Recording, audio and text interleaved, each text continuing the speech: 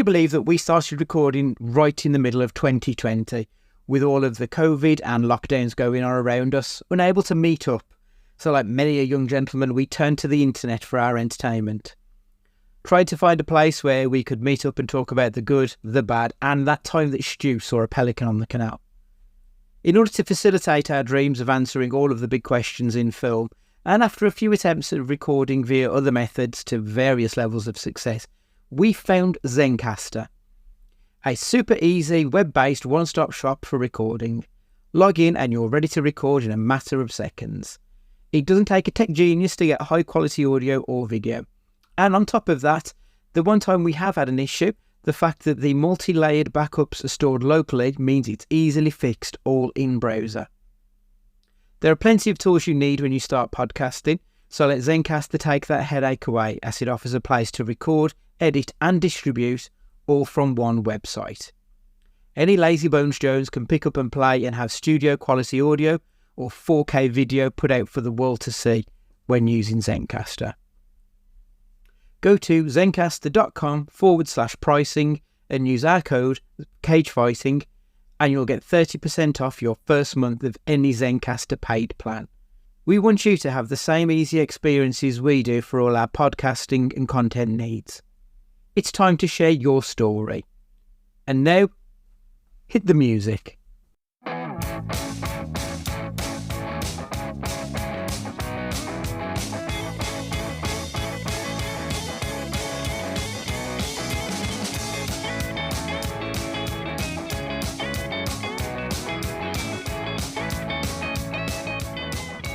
Hello and welcome to Cage Fighting. It's your main man Andy Gillard here. Hope you're all doing well in the world right now. Hello everyone. Only 3 Banks's amber down at the time of recording, so this could be fun. I mean, I was waiting to see that we were recording this directly after England battering the our little sheep farmer friends. No inflatable sheep today, none seen whatsoever. So they must have been on confiscating duty. I'm imagining so. I mean, we get in trouble and get emails from the club whenever we play Chelsea and Brighton. So I can't imagine that they'll be accepting of bestiality jokes. I mean, there was a Not few. anymore. There was a few chance of, you know what we are, you know what you are. We can't say it, you know what we are. The adaptation of the Brighton song for international football. So that was nice. Yeah, hello. Again, not an NFL or a football podcast, but there we go. No, you can join us elsewhere for that kind of chat. Top 10. Nah, not even top 10. We're giving our 10 favourite Cage performances this week. So we're going to go through it in date order. The reason being is because I think there's probably going to be a bit of jumping over from here to there. And to be perfectly honest, if you ask me tomorrow, the top 10 could be completely on its head. These are just 10 performances, 10 films that I loved, that I thought were excellent. I've tried, like we've done before, Stu, I've kind of gone with the idea that Cage needs to be primarily in it. Like, so for example, there's going to be 3 films that are missing out in my list that I really enjoyed him. Kick-Ass, Spider-Verse, Longlegs are 3 films that I really like. But me personally, I think I want a little bit more Cage for it to be in my 10 Cage film favourites. That's the only reason I've done it, because otherwise it was a 24 film list initially, because there's just so many that I had a great time watching. So that's kind of my rules, but I haven't really set any rules. It's very much what you think goes on this podcast. Okay, so I'm taking out Spider-Verse because it was in there. You can leave it in, because I'm happy to talk about it. It was literally just, I'm not going to put it because if I put that in, then something else is going to have to come out. So I just needed a shitty rule to get rid of it. Yeah. I mean, I have got others that can go in here, and this is favourites and not best, not necessarily best. So that yeah, we'll get into that because yes. I've got a few films that would be in my bad but fun. We'll talk about those later, though, I think, because that's another conversation in itself, in fairness. But let's start off. Stu, I can only assume that you've got the earliest Cage release of both of our lists. So, would you like to kick us off? Well, you mean 1983's Valley Girl? Of course I have. I was almost certain that was going to be the one. Where, like, when you initially put the list together, because I know that we initially did 10 to 1, where was that on your list? I think because I was thinking of it, and in my kind of categories, I was thinking cageness of it all, crazy level, and kind of like what we're doing with our other spin-off series for autumn. So caginess of it all, in film enjoyability. Am I going to rewatch it anytime soon? The amount of times I've rewatched it. So I kind of mixed them all up a little bit, and I think it was about 7th. It wasn't. Okay. It wasn't like top. But doing it this way makes a lot more sense because, again, like, am I in the mood for Valley Girl any time of the week? Yes. But sometimes there's times where I'd rather watch something else. So, yeah, Valley Girl is my first. It's just excellent. I didn't. Yeah, like, I didn't particularly enjoy it. It amazes me how much you have embraced that film. But like I said, one thing that still to this day, all these years after watching it, that soundtrack is still fucking brilliant. That is a very good soundtrack. And it's like a lot of them now where you go back, we've gone back kind of because we've flitted around the timeline and stuff, and you go back to his early things, which is like my next one on here. And you think, yeah, he was incredible from the very start when he wanted to be. And then there's the silly bollocks as well. But yeah, I know it was remade, and the remake is not very good compared to this. Oh, have you seen it?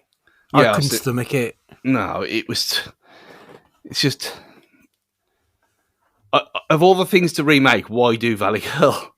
I mean, it's just a bit shit, really. I think he steals the show in this more than anything else. Like, if it wasn't him and it was someone else, maybe I wouldn't like it as much. But yeah, like you said, this film has stuck with me from the very first time I saw it. Yeah. You know, like, you can see his charisma just pouring out of him in this film. Like, as far as the film goes itself, not really my cup of tea. But yeah, you are right. It is his coming out party, and I think he does a great job in it. Yeah. What year is the next film on yours? 87. I wonder if that's the same as the one I've got. Is it Raising Arizona? Absolutely. I mean, this. So I did pull together the rankings that we did for the 80s, 90s, noughties, and 10s, and it was number one by quite a margin in the 1980s. I think both of us had it either, first or second in our list. It's brilliant. Like, I'm a big fan of the Coen brothers anyway, and this feels like the most quintessential Coen brothers film. And then you throw in this, what's the word I'm looking for? This performance by Cage, this earnest goofiness that he brings to the screen, and it's really kind of adorable and sweet with all the slapstick and surreal comedy going on around it. I think this is a great performance and a great film. Yeah, 100%. And it's one that obviously everyone had talked about. Oh yeah, it's his first big one. We know it's not his first big one. But it was one of the very few where we watched it and it lived up to the hype. Yeah, 100%. And even now, even nearly 40 years later, it's still relatively fresh, which is insane, really. It is, and I think that's the Coen brothers, because their style is still in that world. Like, they haven't. It's going to make it sound like I'm bashing them and saying they haven't grown as directors, because they have. I mean, we like even the scuzzier Ethan Coen stuff that we've watched over the last couple of years, but we do like their work, and this feels like Coen brothers. I think that's why it holds up, because they're just very good, timeless directors, I think. Yeah. The next film that I've got on my list is from 1990. Can you beat that, Stu? Let me check. I think I can.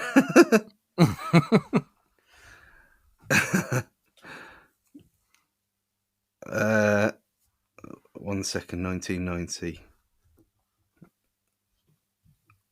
Oh, okay. No, I can't actually. Okay. I took Vampire's Kiss out. It was in there, but it's in there for silly reasons. It's not Yeah. one of my favourites. That was in my bad but fun list as well, to be fair. Like it was in the Lung 24 list initially, but I couldn't quite make the case for it to be in over others. The film that I've got then from 1990 is Wild at Heart, about the rebellious couple of Nick Cage and Laura Dern.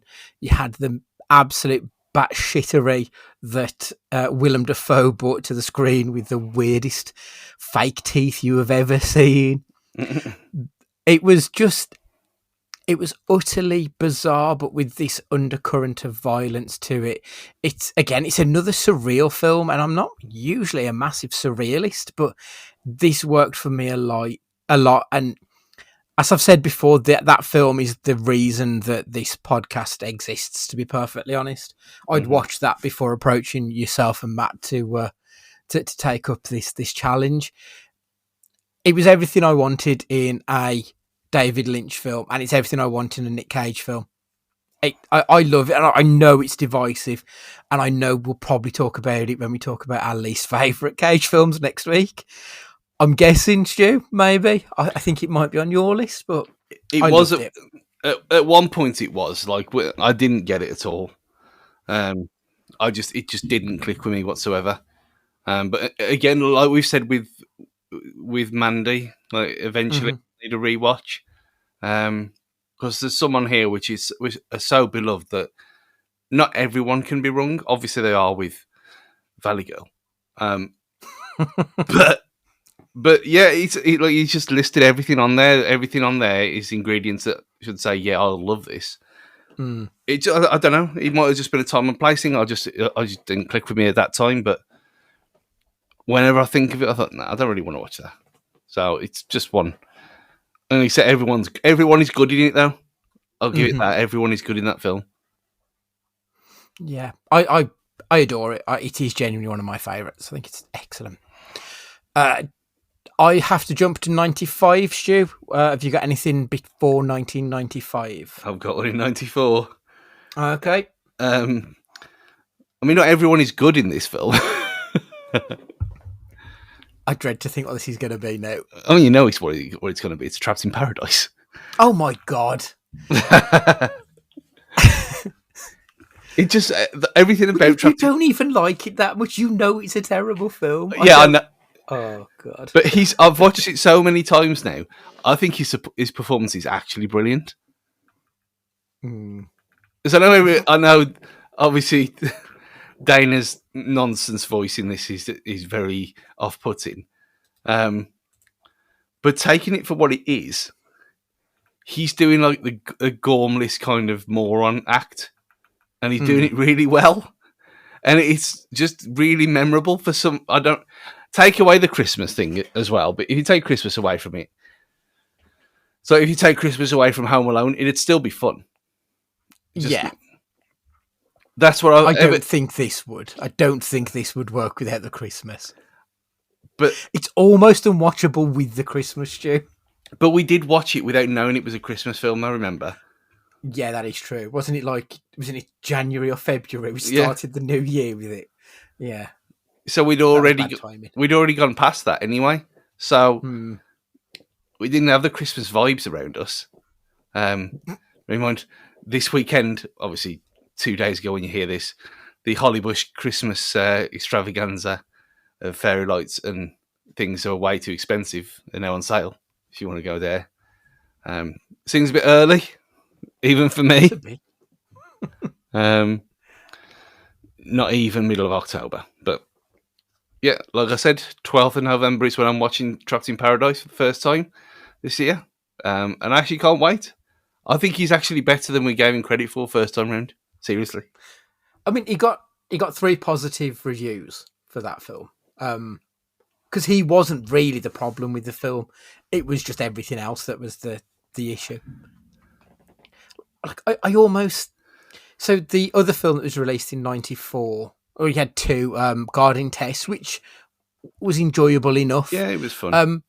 It Could Happen to You was the other one, which was a film that almost made my list, I've got to say. Because that was one that I did really surprisingly enjoy, because I thought everyone was really good on their game in that movie. I gave that an 8 on IMDb. I can dig that. We just don't talk about it ever. No. I think it's because it's not like it's an amazing film. It's just a really nice film. And sometimes that's what you want, is just niceness. And there's not enough of that, I think. So it's an underrated quality, that is. Right, 94. Moving on to 1995 then, is the Oscar award-winning Leaving Las Vegas. Cage plays an alcoholic screenwriter who goes off to die, effectively, drink himself into a literal grave. Tremendous performance from Nick Cage, obviously winning the Oscar. Elizabeth Shue was every bit his equal.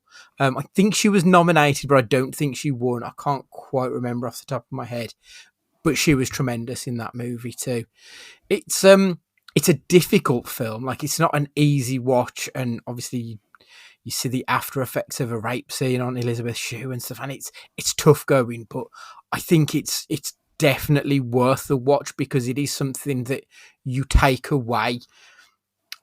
A life lesson with you, almost. I feel like it's more than just an enjoyable romp. It's actually got merits outside of the film itself. I think I love it. I think it's a raw, emotional gut punch and kind of tragically beautiful.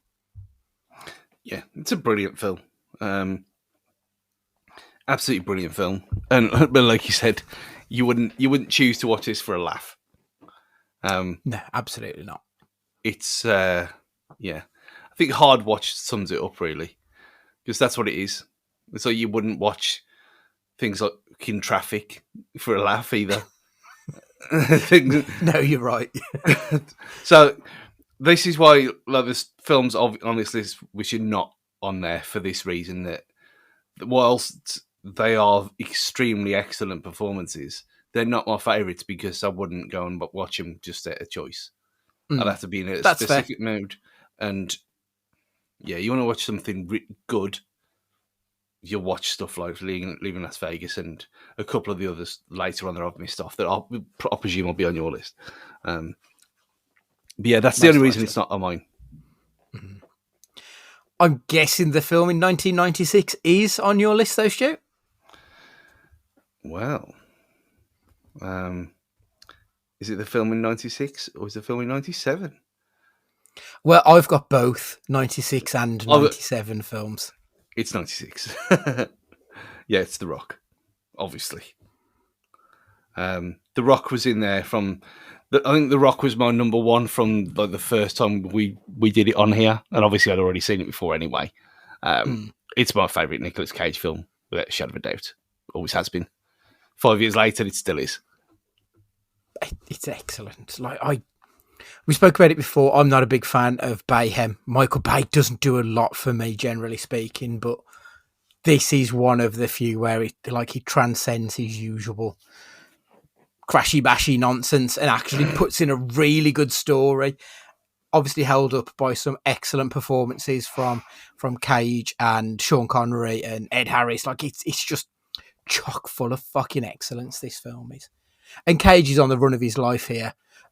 Leaving Las Vegas, The Rock, Con Air, Face Off, City of Angels. Like, everything he's touching at this point in his career, it's just coming up trumps. He's given the work of his career. Probably the reason why we do this podcast, I think. Because without that stellar run, maybe he gets forgotten. Maybe he doesn't become, the Nicolas Cage. So, yeah, I think these two films, Las Vegas and The Rock, I think are like the start of the real good shit for Nick Cage. Well, yeah, you mentioned, obviously I didn't watch Leaving Las Vegas until later, until we did it for this. But then 3, Con Air, The Rock, Face Off. And I'm going to throw it in there as well because it's not The Cage, but Broken Arrow. And class film that is. And like that's got Nicolas Cage energy. Yeah. It's not a Cage film, but it is Cage energy, definitely. Well, there's essence of. Yeah, I suppose. It's the other half of Cage. But like for years, I'd kind of like Mandela affected it into my head that he was in that film. Okay, right. And it was like, oh yeah, it's not him. Of course it's not him. But I had them all at one point. I had them on video. And they were the things that you watched in the mid-90s. So it was a good period of just fun, big, silly bollocks actioners. Yeah, great stuff.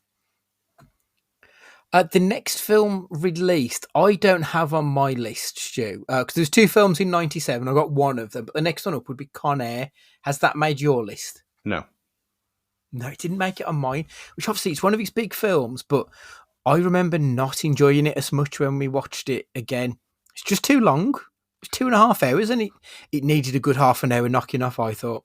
Yeah, that's exactly the same. It's still very enjoyable, and I remembered everything about it.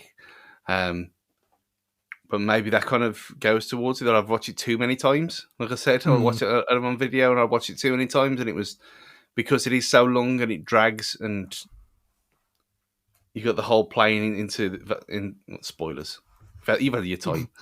Yeah, spoilers on a 28-year-old film. Yeah, the plane stuff. Even though that was really, it didn't look bad considering. But yeah, I don't know. It just didn't really land as as much as I thought it would. Kind of. So that's why I agree. It wasn't even on my notable mentions, even though him flicking his long hair is a memorable scene. I mean, that is one of the Nicolas Cage memes, isn't it? Like you do see that very regularly still. Like it's got its place, but it's somewhere in the middle. It's just not a strong enough film because like he's just gone on to do so much better. And I think that it feels very late 90s in a negative way almost.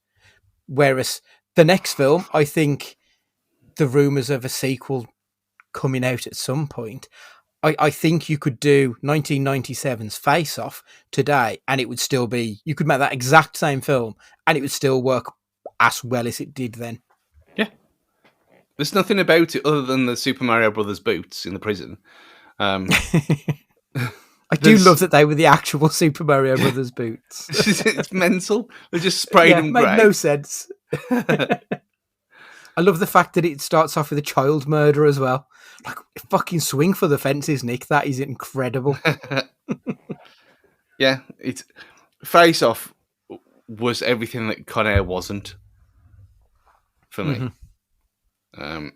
Which is why it's always them two. It's always 2 of them 3 or all 3 of them that people just mention. Oh, when you say Nick Cage, and then it's one of them 3, if not all.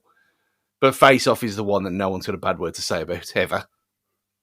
Yeah, like it's so like that I listen to a podcast called How Did This Get Made, where they review like films that are so bad they're good. So Paul Scheer, who's the host of that, he does another podcast called Unspooled, which we've spoke about that one as well, Stu. And I remember him saying that Face Off is the one film that could legitimately be on both How Did This Get Made and Unspooled, because it is both so bad it's good, but it is also absolutely brilliant. And I think it is that film. It's in rarefied air. There aren't many films that I think can cross that boundary and give everybody everything they want in a movie. And I think Face Off is the one. I think it's a special, special film. Yeah, it is. And it's... I think because it is John Woo, it kind of gets underrated in a way. As people that's fair. People just think, oh yeah, it's a bang bang explosion film. And yet it is, but it's got more to it than that by miles. It's got the face waterfall thing. Like, I still don't understand what that was about, but I kind of love it. I have to jump ahead to 2002. Have you got anything before then, Stu? 2002. No. I mean, I was tempted with Captain Corelli's Mandolin in 2001 just for the accent. And we did have a strangely good time watching that film. I think I had a better time talking about it than watching Yeah. it. And I feel like the bad but fun films, they're some of my favourite episodes that we've recorded, but they're not good films. But they have this place in my heart because we had such a laugh talking about them. And Captain Corelli's 100% falls into that for me. Yeah, that's fair. But yeah, it is. I'm guessing it's not sunny, so It's definitely not Sunny or Wind Talkers. It's adaptation. So it's the other Nick Cage Oscar film where he plays Charlie Kaufman, the very well-known writer. I love how meta the film is. Like, this was meta before meta was really a thing, I believe. The whole, he's playing the writer of the film who is trying to write the film but doesn't know how to adapt it. Like, it works on so many levels that it's brilliant. And Cage doing double duty, playing both Charlie and his fictional brother, who was also Oscar nominated for the screenplay, Donald Kaufman. I think in the world of, like, if you just take it as a film, it's an excellent film, really well made. It's really clever how they structure it to... He doesn't know what he's doing, and he doesn't want to write a film that ends up being about gun running and drugs. And the only way he can get the film adapted is if he makes it that. Like, it's so clever. But I think when you take a step back and look at the production-y side of things, how that was kind of Charlie Kaufman's actual problem with his writer's block, I think it works on a lot of levels, and I think it's an excellent film that I love watching and love reading about because I think it's just so well done. Yeah, and it's probably the most film wankery film on here on my list, which you wouldn't normally expect to be one to rewatch, but this is the exception to the rule where you get more out of it every time you do. And it's actually quite funny as well. Yeah, it is. It's not like you describe it, and it does sound like it is Oscar baity, but it's got more to it than that. Yeah, it's a lot fun. It's a lot funnier than I thought it was going to be when we watched it for the first time as well. Because when you say Oscar nominated and it's about exactly what it's about, and it's all oh god, here we go. But it's really not, and it's not funny in a kind of like Bangkok Dangerous way. It's no, it's not. It's just really well made, and you can tell it's really well made. And there's been care and effort and love put into it by everyone involved. Absolutely. What year is your next film, Stu? I think there's a big jump for me. So I've got 2009 for my next one. I did think about putting National Treasure in there because I do love, especially the first one. I do love the first one. And obviously it was the first episode we did. But there's just, when I watched it again, it wasn't as excellent as I thought it was. But it's very middling, I thought. Yeah, it's very enjoyable, and there is stuff like the wizardy film that you didn't like about it, where it's yes, Sorcerer's Apprentice, that one. Yeah, there's stuff about it that I thought, well, it could have been something excellent, and it's just not quite. Yeah. But yeah, 2009. I'm guessing that you've got Knowing on the list, so go on. I don't have Knowing on my list. But to be fair, 2009 is the next one. Bad Lieutenant, Port of Call, New Orleans. But between 2002 to that run, we do have Matchstick Men, Lord of War, The Weatherman. Got some absolute stinkers next. But he does have a couple of really good films that they are good for a rewatch as well. But again, they fall into that category of being, they're good, but they're just not it. Yeah. So yeah, Bad Lieutenant is the one, because this feels like it feels like Werner Herzog let Nicolas Cage off the leash and just said, that crazy shit that you were doing before, I need that turned up to 11. And it feels like the most crazy Cage, and it works perfectly within the realms of him playing this corrupt cop who is spiraling out of control because of drink and drugs and just going on this hypnotic bender that he was. I thought it was fantastic. And again, there's a shitload of comedy in it as well. Some of it's intentional, some of it potentially isn't, but it's a funny film that it stuck with me more than quite a lot of other films that we've watched. I really love that. The lizard stuff. The lizard stuff. Like, it's just so weird, but for no reason whatsoever. But it works. Like, I feel like the film would have lost the beat if they'd have taken it out. Yeah. And thinking it's just the name of it. Constantly thinking of Harvey Keitel in nothing. Well, I think that's it, because obviously you've got Bad Lieutenant, and they are doing Bad Lieutenant Tokyo Drift or something. Like, it's going to be set in Tokyo. It's not called Tokyo Drift, but Bad Lieutenant Tokyo is going to be the next film. So I feel like they are trying to build a anthology universe of Bad Lieutenant-ness. Yeah, and it makes sense as well, because it's if you can do it with True Detective, then you can do it with Bad Lieutenant in a very strange way. Because it is kind of a universal story. Yeah. So why not do an anthology series of Bad Lieutenant? I think that would be quite cool. I mean, mine is from 2009. It is not that one. I know you like it a lot better. But when you've got Cage playing someone called Speckles, then what can you do? You know what? I mean, it wouldn't go down as one of my favourites, but it'll go down as one of the films I had rock bottom expectations for and ended up really enjoying it. Yeah. And how much has it been in your head ever since? Oh, definitely. Like, there's a few of them that, like, you've got G-Force, obviously the one that you're talking about. The Crude, so that fits in there as well for me. Yeah.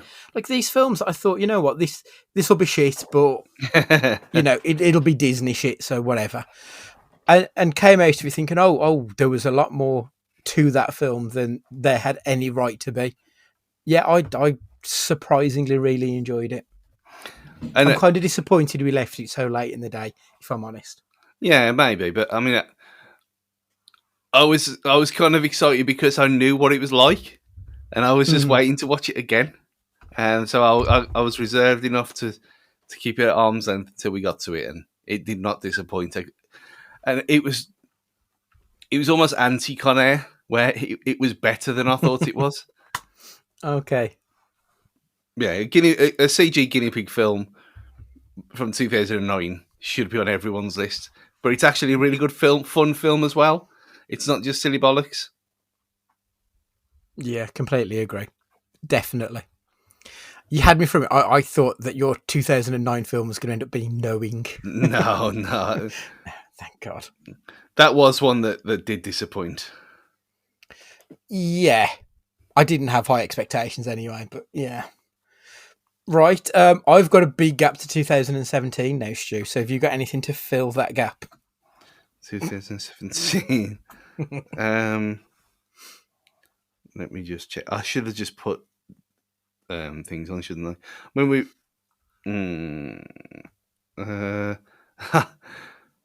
I'm going to guess that this is the same one from 2017. Mom and Dad? Bingo. Absolutely. Yes. We spoke about it last week about how it's kind of the forgotten piece of genius that he's ever done, because it is around the Mandy era and everyone talks about Mandy all the time for some reason. And yet this is the one that can transcend everything. You can give it to the people who want a bit of gore, the people who want a bit of comedy. You want just and it fits so many things, and yet no one's seen it. Still, Yeah, doesn't make any like sense. it's one of his unknowns, which absolutely baffles me. And I know that you wouldn't say this is a Nick Cage film because really he's third wheel in it. You've got the daughter and you've got Selma Blair, the mom, and I think those are the main two characters. And that just allows Nicolas Cage to do the most ridiculous shit you've ever seen. And that's why it works so well, I think, because they can do the heavy lifting and drive the story on. And Nick Cage can do the bez, just dancing at the side of the band. Like, that's what he's doing in this film. And it works brilliantly. And it makes it such a funny movie. And as you said, there are some like kind of gory, quite intense moments where, you know, your fingers are digging into the arms of the chair you sat in because they're a little bit scary. It's brilliant.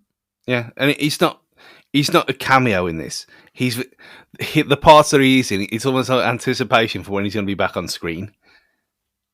It is, yeah. Like they just keep teasing you, just fluffing you up for a bit more Cage. Brilliant. What have you got next? I'm jumping to 2021 for me. Oh no, 2019 for me. Color Out of Space. Again, I couldn't quite fit it in, but yeah. Yeah, we've talked about it enough. It is what it is. It's the film that shouldn't work. The film that should be terrible. It should be in his bad era. The whole premise of it, the lack of budget, everything about this should scream shit. But it's the exact opposite. It's still the best film of his visually, especially on a screen like that. Mm-hmm. Yeah. It looks amazing. And yeah, again, his performance is very different. Like, you ain't seen him playing like a bum kind of guy before, really. But yeah, it's just wonderful, and it's almost like you should watch Color Out of Space at Halloween, even though we don't believe in that kind of thing. But it does kind of fit perfectly if you leave it to the end. I completely agree. It feels like of his calling it horror doesn't kind of feel right, but there is this existential threat going on throughout it. So maybe horror is the right word for it. It does fit in quite nicely, I think, with Halloween. And you said that it's the best looking Cage film. I think you're right. I think there are scenes in this that are visually stunning for something that was clearly knocked together on a shoestring budget. Excellent. Cage's performance was really good. The more he delved into the madness, the more he became Donald Trump in his mannerisms. I thought that was quite a nice little parallel that he was doing with it. I thought he did it really well. It is a good film. I've got two films left, and unfortunately, those two are two of my favourites. I couldn't quite fit it in. That's fair. Have you got anything before 2021? No.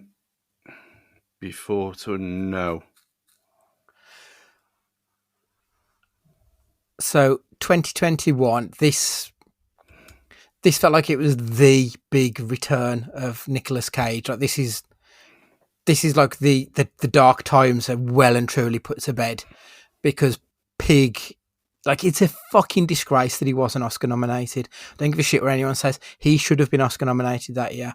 I think he should have even won it. That performance was definitely one of the best performances of his career, let alone of that particular year. I thought he was absolutely magnificent. It was quiet, it was soulful, it was heartbreaking, and it was beautiful. And like, we talk a lot about Crazy Cage, but I think sometimes restrained Cage, if you will, like he can do that because he's a master of the art. And this is him showing his masterfulness. I loved Pig. Yeah, 100% agree. It is for the reasons I said at the start, the only reason it's not on this list, because it is it's his best performance in anything. But it's not my favourite, just because it's a fucking awful, depressing film.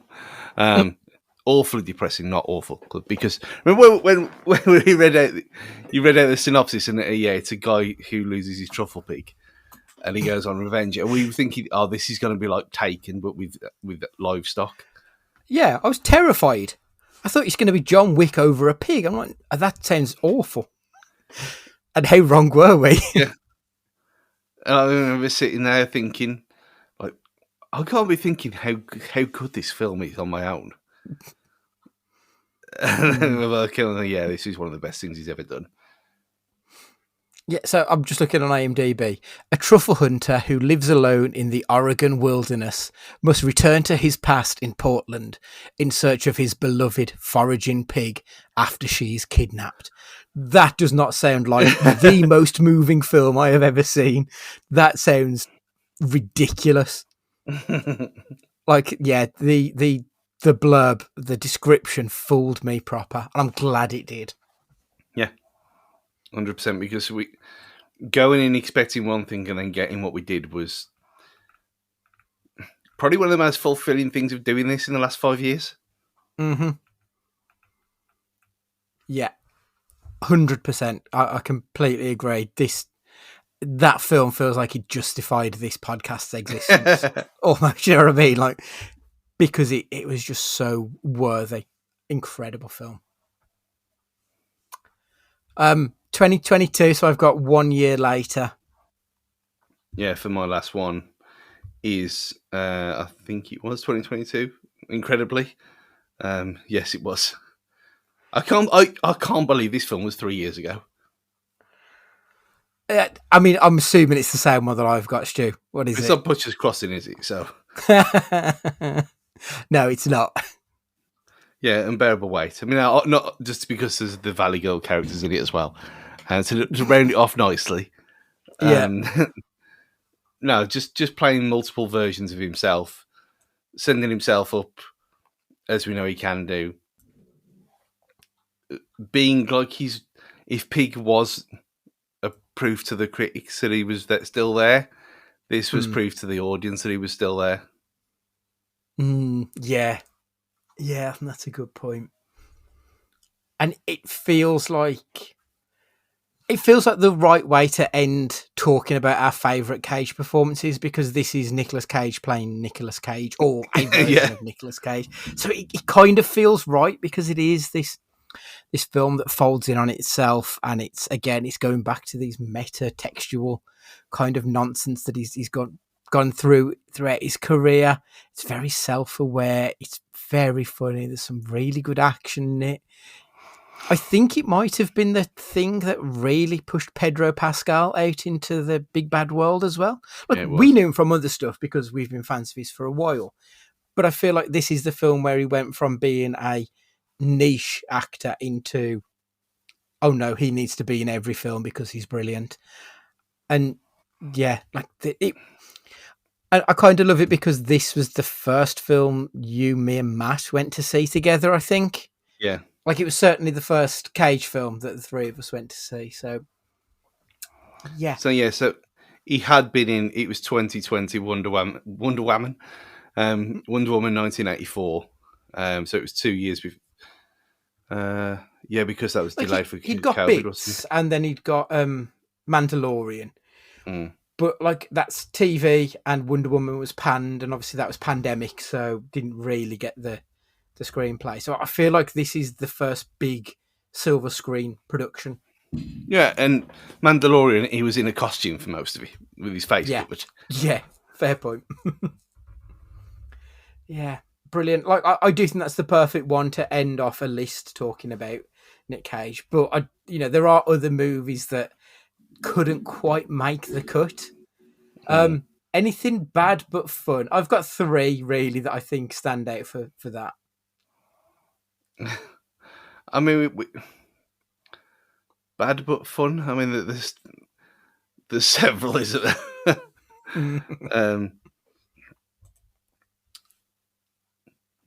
let's just go back down the list again. So like the first one that I've got on my list, Trespass. Yeah, Like that film absolutely stinks. And is it Gina Gershon and Faye Dunaway's in it, looking like she's about to drop dead at any second. And you've got Nikki Whelan in it, and it's just all over the place. But I had such a laugh watching it. And again, this is one of the ones that I think I enjoyed it more after we spoke about it. Inconceivable being another one. Oh no, sorry. Inconceivable is the one with Nikki Whelan and Gina Gershon. Trespass is the one with Nicole Kidman. Yeah, where Cage wants to change character halfway through the film, and it's like those two films are just, in my mind, they're sort of the same film because I think we must have done them around the same time. They're both bonkers, and I love it. And Drive Angry would be the other one. Yeah, I was going to say Drive Angry, and because who was Drive Angry and the Wicker Man around at the same time, and obviously that is a terrible nonsense, and should not be watched by anyone. But it was funny as fuck. It was, really was. Especially anything else. I mean, I already mentioned Captain Corelli's, but there is stuff like.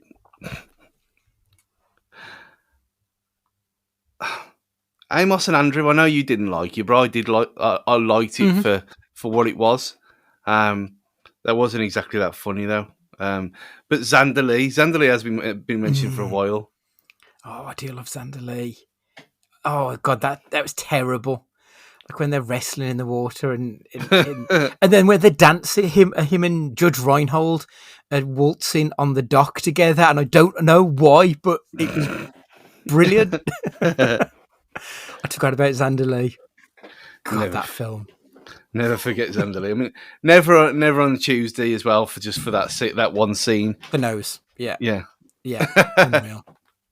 Anything just missing out? Like I've mentioned The Croods. Red Rock West was a really good film noir. I enjoyed that. Dream Scenario. I loved that film. Thought that was great. And again, it was kind of like that had probably the funniest moment in any film I saw that year when she was seducing him and he farted and came in his pants. Yeah, that was brilliant. So those ones that just missed out for me. Anything just outside the top 10 for you? Yeah, obviously Joe missed out for the similar kind of reason as Pig did because of it being. Yeah, it's a really good film. It's not exactly a nice film. And similarly with Racing with the Moon as well, which we both liked. Was one of the surprisingly good film that was. One of his early ones. Brilliant performance by him and most of the people in it, but it's not exactly a rewatchable one. So, from my and obviously we talked about Long Legs anyway, but from my point of view, from the things that I'd set up in my mind, that 10 kind of sums up my enjoyment of Cage more than anything else. That's fair. Like I think mine is as well because I feel like mine does encompass a lot of the facets of my film enjoyments, like the heavy stuff and the silly bollocks like Mum and Dad. He's given us a bit of everything, and like I love him for that. It's a good varied career that he's given us. Absolutely. Right. The Toxic Avenger up next. That's the 1984 version as we tackle our second film in Absurd Autumn.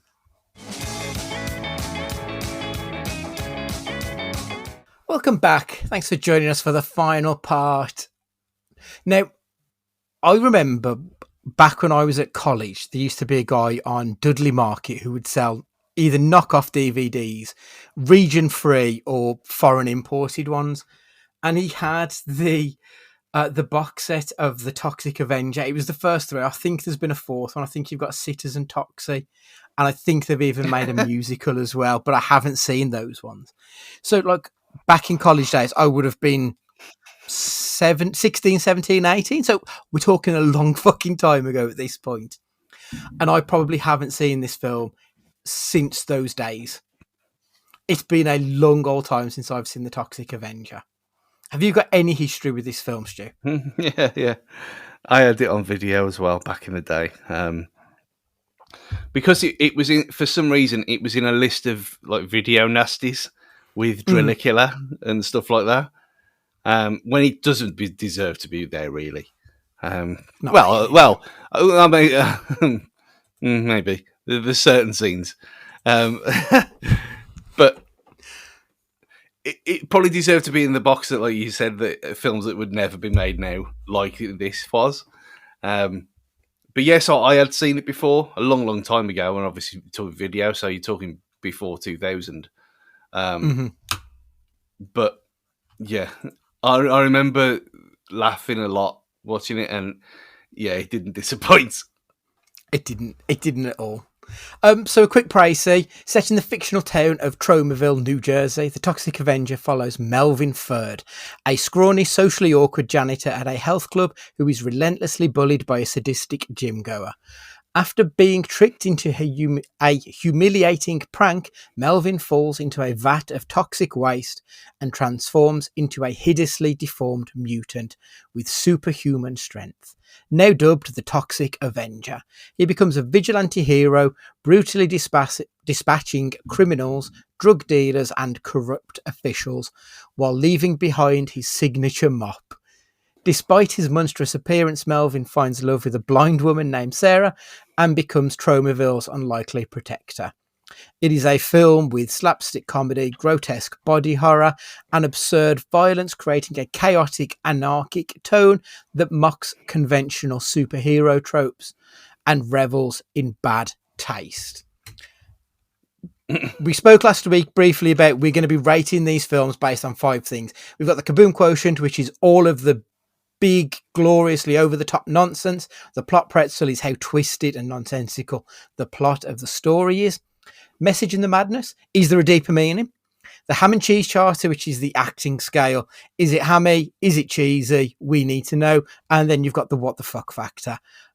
Basically, the overall, how batshit was this movie? The plot pretzel then, Stu. So that's always the best place, I think, going forward. We'll start with the plot pretzel because that's the best one. It's a very kind of simple story initially. It's the story of a kid who is bullied, who becomes a mutant hero.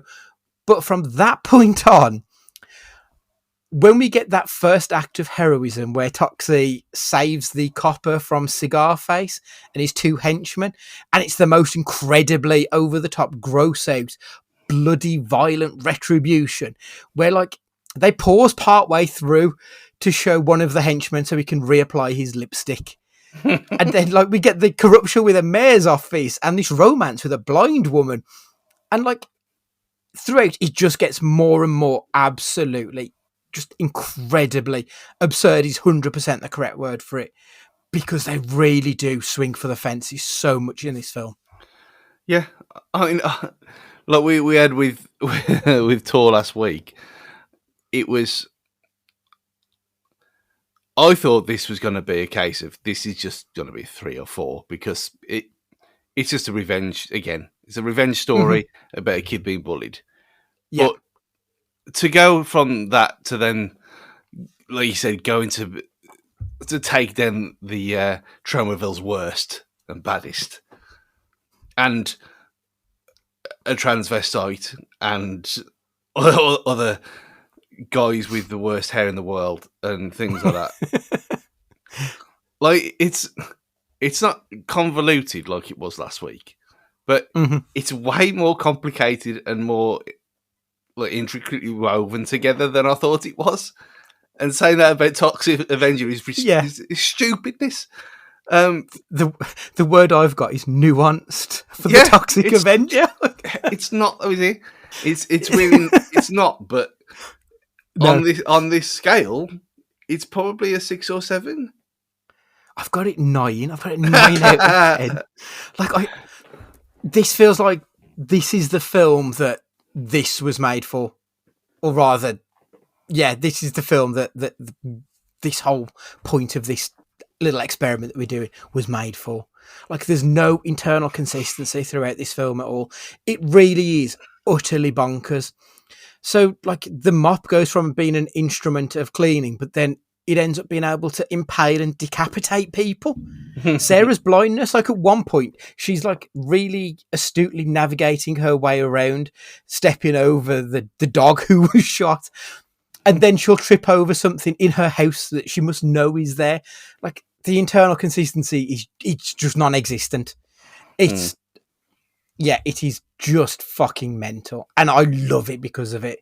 That's why I've gone with a 9. I think it's close to perfect as possible. I loved it. There's bits like where he's got a picture of his mom in his little cave. His radioactive cave, and then he's got a picture. Like, where's he get these pictures from? I don't know. Like, none of it makes any sense at all. That's why I've given it such a high score, because it's all over the place. Like in within the remits of the world that it builds, it's always pushing at the outer limits.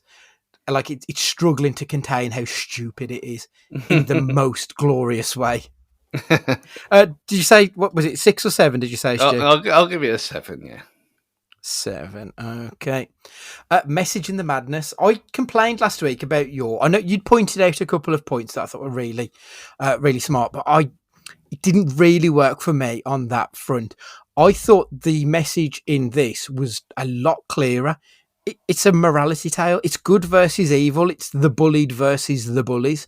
It has an anti-corporate, anti-corruption message, all while saying the little man can overcome. With 2025 eyes on this movie, it critiqued toxic masculinity and promoted environmentalist concerns and being anti-capitalist. Like, there were so many more messages than this film should have had, because it was stupid as fuck. But they crammed it in, and I've given it an 8. I thought it was really well done in those terms. Yeah, I was just going to say it's like we mentioned RoboCop last week. It's the same kind of thing. Yeah, I think that's a good point. Ham and cheese. So the acting. So pretty much everyone in this film are either known from Troma films, or they were making their debut in this film. Very few of them did anything outside of this very specific genre of movie. And everyone is so incredibly over the top. The bad guys do a Skeletor or Mumra style laugh whenever they do something evil. The pre-transition hero does all of the nerdy tropes, and then they trick him into kissing a goat at one point. Like, that doesn't make any sense. He has to get on all fours to fucking kiss this thing that he thinks is another woman, and it's a goat. Like, it's so stupid. And then the post transformation character, when he's fighting, it's and then he'll stop, and it's clearly ADR, because the sound goes from like the real world to like perfectly silent. Yeah. And he sounds like a 1950s barrel-chested hero. Hello there, dear. How can I help you? Like, he's talking like that. Like, this is so fucking silly. The woman playing his mom when he's in the bath and he's having the transformation. Oh, yeah. And screaming, and then she just turns and looks at the camera. My little Melvin, he must have finally hit puberty. I'm like, love it. Absolutely brilliant. The little look on her face, like she's so happy about it as well. Every line was perfectly delivered. It was subtle as a sledgehammer, but everything about this film was that. So, like, if they had have given realistic performances, it wouldn't have made any sense. It had to be the most over-the-top delivery of everything, I think. Yeah. And like the workout, when they're all working out and the music's going off, and he's there with you. Why is he there all day? Why is he there all day mopping everything? Well, you just come in the morning and night like normal people. Like his stupid cartoon teeth as well, and like how they've all got that grin. And when he drops the mop in the pool in the spa, I fucking cackled at that bit. It really got me. That I'd completely forgotten about it. He gets out and it's like he's been pissed on. How furious he is. The mop didn't even touch him. It didn't. God, he was livid. But yeah, I mean, I've got a 10 for this. I've got a 10 as well. I think it's perfect. Like, every drug dealer was an Italian-American mobster, accents on it. Yeah. Every gay person was wearing cut-offs and giving it limp wrists, and they were hairdressers. Like, it was just stereotyping people so badly. But it needed to, because it wouldn't have fit otherwise. So yeah, it's a perfect score for this one. You mentioned it, the Troma. What Troma actually is for people who don't know. Oh yes, so Troma, it's a studio basically. Yeah, so you'll find that they've got all of the films that are the Toxic Avengers. They did the animated series in the 80s, the Toxic Crusader, which was about the same hero and his basically the Avengers if they were all mutants. You've then got Terra Firma, and they're all films that are basically made for pretty much less than $1 million. They're all, I mean, this was 500,000, and like they do a very good job of getting, a lot for very little out of it.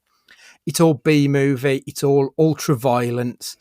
It's Lloyd Kaufman, who you'd probably know. He was in at least 2 of the Guardians of the Galaxy films as an extra.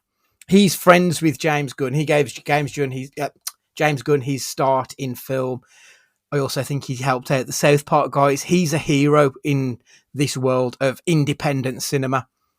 It just so happens that the films he makes are absolutely gross as fuck. And that's why he's beloved. Yeah. So yeah, we do love a bit of Troma.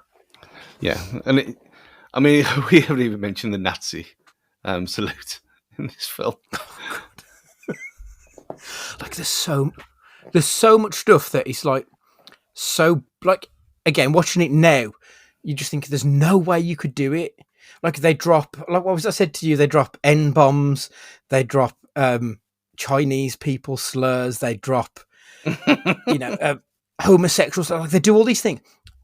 And don't get me wrong, it's always the arseholes. It's always the evil characters who do it. So that's understandable. Like they're not making the good guy say shit that a good guy wouldn't say. But watching it now, you'd even think a lot of studios would shy away from having their bad guys say words like that. And it takes you out of it a little bit, because it's like we've desensitized. That's not the right word. We've become so attuned to hearing stuff like that and almost wincing that it's almost refreshing to see someone have the freedom and the willingness to just say, no, fuck it. We're going to put it all out there. Like it, hate it, I don't care. This is what I want to do. And it really makes you hate the bad guys. Like it does the job. When they're driving around and they're going to, like, when they're mowing people down and they've got the list of, like, how many points for killing a black person, how many points for killing a woman, how many points for killing a child. Like, all these really fucking silly things. And it's, like, they do it in a way for the shock value that it really works. Fucking, this film's so good. It's 100% not for everybody though. Like I can't imagine you could recommend it to many people. I mean, there's people, Tara, who would absolutely go insane watching this. Like some of the stuff that goes on. It's but it's funny though. That's the point. It's funny. It's when things like this were funny, and it is, because it's. I think a lot when they do a lot of this stuff, they make it into a live action cartoon to sort of circumvent it, so that it does make it. It takes it out of the realms of possibility. Yeah, I mean, it's basically 20 people mocking the disabled kid who's the janitor of the school. Effectively. Again, it's nuanced. That's the thing about the Toxic Avenger. Because it all comes back to bite those people on the arse. Yeah, they're all cunts and they pay for it. And that's the point. And that's, and I like it for that it doesn't let these people get away with being shitbags. After complaining last week about not enough 80s boob, though, we got a lot of 80s boob in this glorious film. A lot of 80s boob.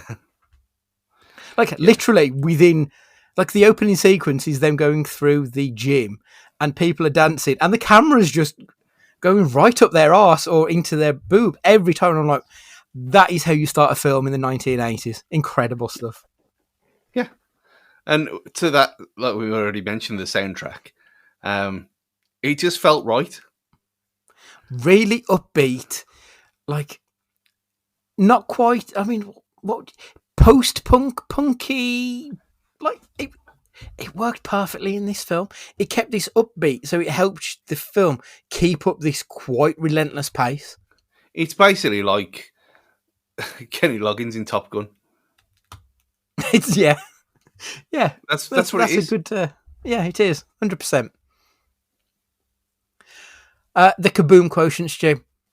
Like so I said, to contextualise this film was a budget of 500,000. In comparison, 1984 June, the budget was 45 million. Ghostbusters was 30. Temple of Doom was 28 million. So this is a tiny fraction in comparison to that. 500,000 is next to nothing realistically. So they didn't have the money to make the big kabooms that a Hollywood film would do. No. So to combat that, they just lent into the most ridiculous shit you've ever seen. When he falls into the vat of toxic waste and both him and the copper get set on fire, like that's an actual practical effect that they've used in a film like this, to have two human beings on fire running down the street.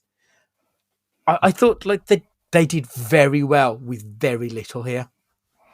Yeah, and you go from that, and I thought, how are they going to do? Because I couldn't really remember, like the transformation and stuff. And obviously, you've had American Werewolf in London. I guess around about this time, maybe a bit later. I can't remember when that was. The first one. Let's have a Google. American Werewolf in London, 1981. So a couple of years before. Yeah, and obviously a bigger budget than this. And how that transformation still looks remarkable now. Nearly 6 million. Yeah. 3 years prior, that's quite a big difference. So seeing all the bubbling and stuff under his skin, seeing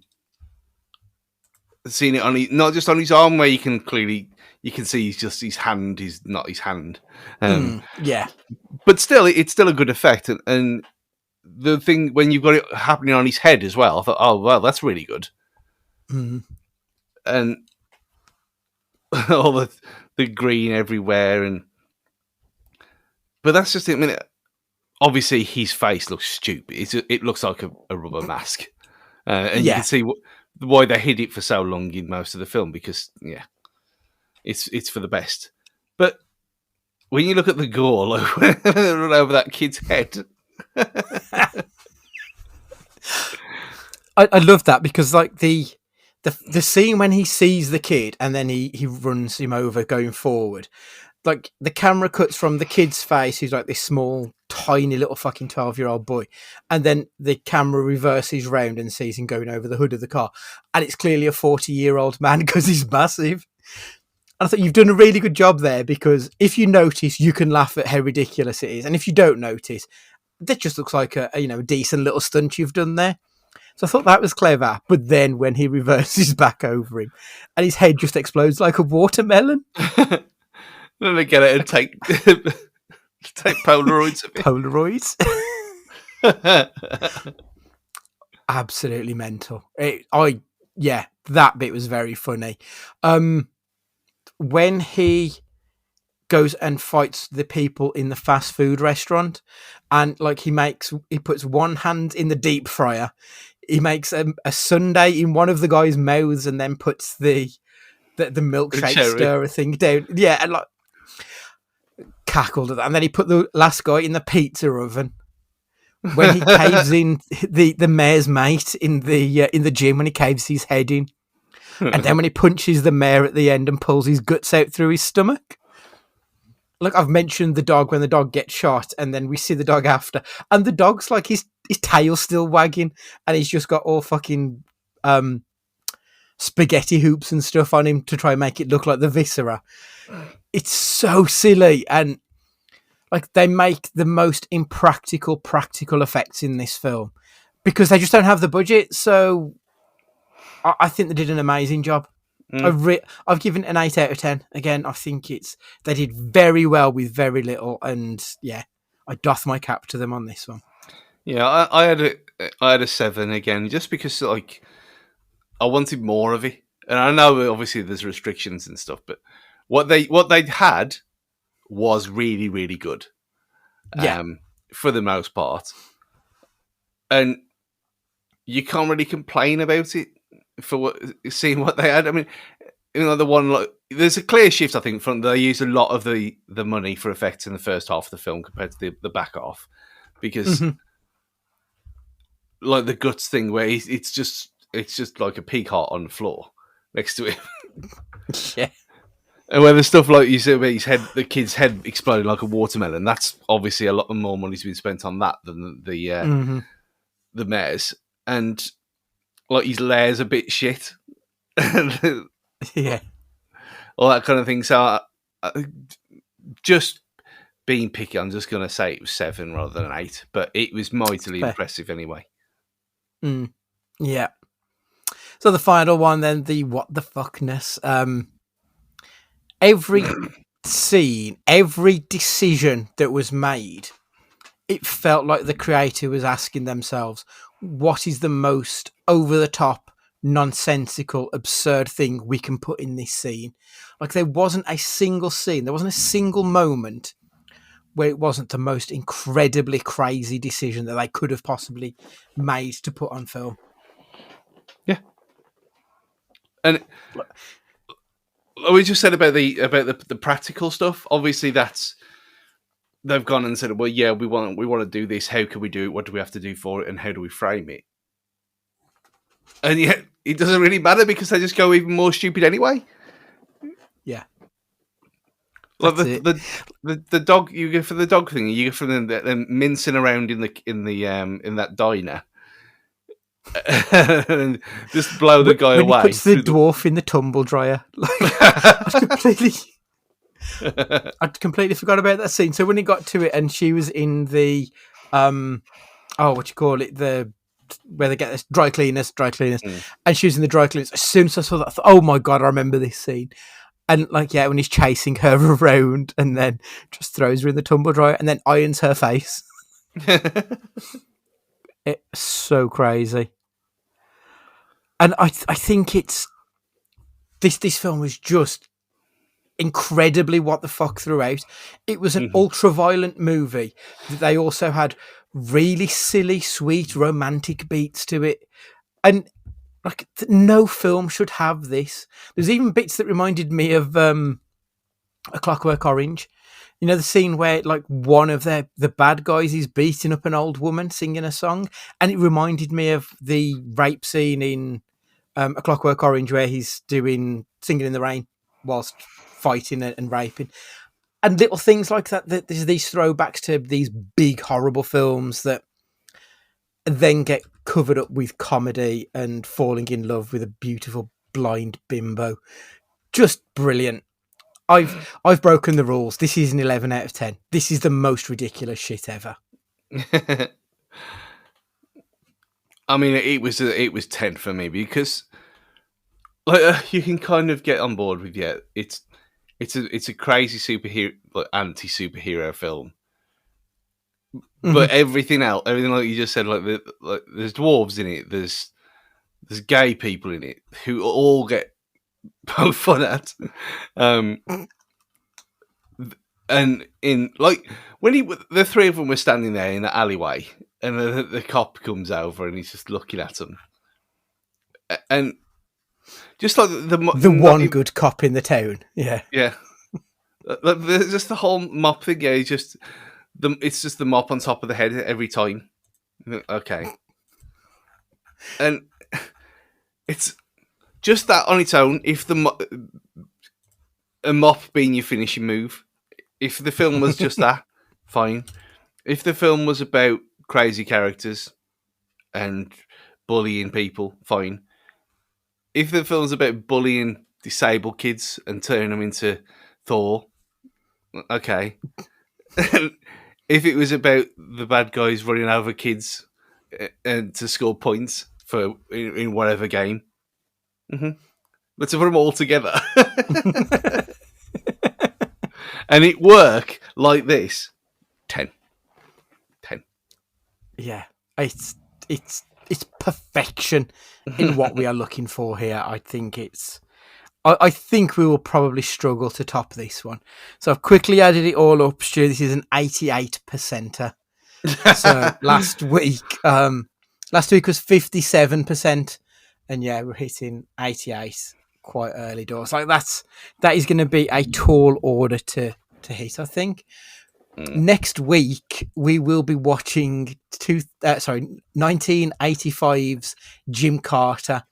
I really want you to watch this film. I was so excited when I was making the list, and this one was on the list for this year. I was like, Stu's going to love this because it's fucking unreal. So yeah, Jim Carter, 1985, an American gymnast travels to the distant land of Parmistan to compete in a deadly game not won by a foreigner in more than 900 years. Like, it's kind of got Mortal Kombat vibes to it, but about a fighting gymnast. It's silly as fuck. I love this film, and I hope you will too, Stu. I really do. Right, okay, so we're done this week. Join us next week for more absurdity and 10 most disliked Cage experiences. Yeah, I think that's what we'll be doing next week. Make sure you go us on your podcatcher, and if you could leave us a 5-star review, we would love you forever. If you want to get in contact, it's at Cage Fighting Pod on the socials and cagefightingpod@gmail.com for any emails. For this week, Stu, would you like to say goodbye? No ticky, no washi. Goodbye. I forgot about that. Oh, God. It's goodbye from me too. And remember, be excellent to each other.